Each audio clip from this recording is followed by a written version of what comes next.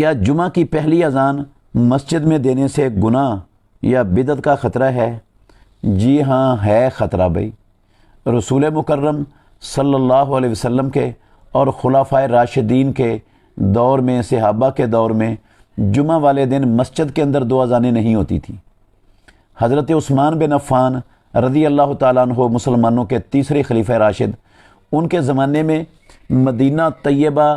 میں لوگوں کی تعداد زیادہ ہو گئی تھی، آبادی وسیع ہو گئی تھی، مسجد میں سپیکر نہیں ہوتے تھے، آواز لوگوں تک نہیں پہنچتی تھی، اور لوگوں کے پاس کوئی ٹائم دیکھنے کا آلہ اور ذریعہ بھی نہیں تھا کہ وہ ٹائم دیکھ کر آ جائیں، تو آواز مسجد کی ان کو تک پہنچتی نہیں تھی، کاروباروں میں مصروف ہوتے تھے لوگ، محنت مزدوری میں۔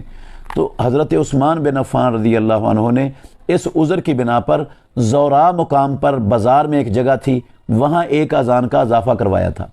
اگر دنیا میں آج بھی